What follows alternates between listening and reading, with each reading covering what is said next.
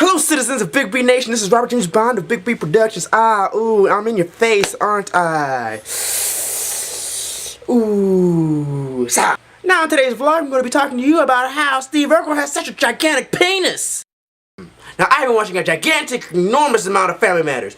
1, 2 in the morning, 2 at night, and of course, I get my Malcolm in the Middle in the evening, but I'm going to talk about that show on another time. Now, I think it has to be one of the greatest series of all time for all people, regardless of race, gender, or creed, just because it was, you know, the shit. Let's take out the greatest show ever, because that is, you know, I mean, come on. There's Breaking Bad, and there's Dexter, and you know, there's a lot of other good shows, so I'm just gonna scratch the greatest show ever. I think that Family Matters has to be one of the greatest shows for a younger person to watch, or anyone to watch, just because that Steve Urkel had an amazing supernatural confidence that no one else could ever even attempt to master. Not even Eddie had that shit. I mean, he had swagger, and he could get girls, but he didn't have the confidence. I mean, seriously, one girl said no, and he was crying like a bitch. Why don't she like me? Well, I can't believe this girl don't like me. What the hell wrong with me? While Stephen Q. Urkel got dissed by all the girls and the girl that he loved the most, and guess what? He just kept coming back. Steve, why are you here? You know I don't like you. Go home, you little freak. True words. She wouldn't even like mince it, chop it up, or like, you know, not even sugarcoat it, you know, no chocolate, no caramel, nothing to sweet the shit up. She would give it to you bitter. Steve would take that, turn around, and you know, so you gonna call me a freak? Yeah. Yesterday, you called me the ugliest dude on earth.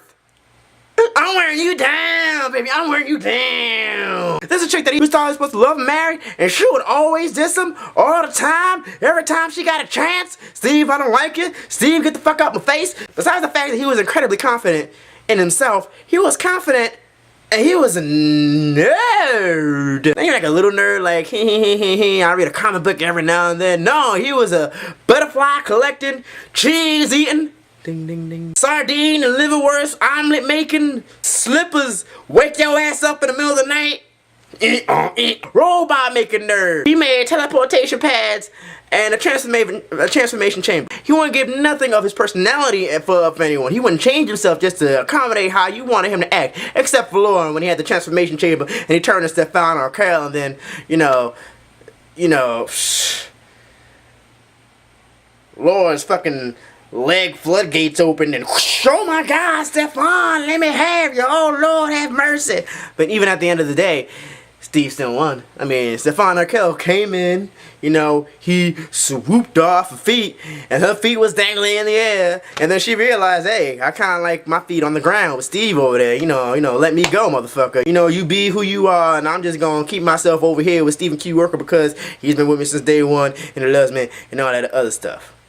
Even though Stephen Q. Urkel could have had Myra. Why are you over this frumpy little next door girl when you could have Myra? Myra genuinely loved him.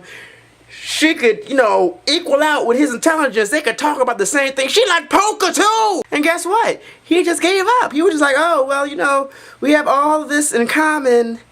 And we're so, you know, good for each other, and we can have a conversation on the same level about cheese and butterflies that I can't have with this bimbo over here. I'm sorry, Laura. I think you were somewhat of a bimbo. Like, seriously? I don't even think you tried to go out with a normal dude. Every dude that you ever went out with was the most popular guy at school. And every dude you ever got with was the most popular guy at school. Every dude you ever sat in the car with was the most popular guy at school. And guess what the most popular guy at school wanted out of you? He wanted some of your coochie. You know what, Myra? You know, I like you and everything. You know, we've been together for a while now. We kissed, we hugged, and I'm pretty sure we had lots and lots and lots of nerd sex. But I'm gonna go back over here with Laura, the girl next door, who I liked since I was little. And I'm pretty sure we have nothing in common. Wait, they had something in common. You know, they were black and they lived on the same street. Yeah, but that brings me to my 2 inquiries of the day. One, where do you think Steve Urkel's amazing, impenetrable confidence and emotional stability came from? And 2, do you think you should wait on the lover for the rest of your life, even though you might have someone who really likes you and you have shit in common, but you're like, nah, you know, I don't think I want to date you. I want to go over there with a chick who don't really want me.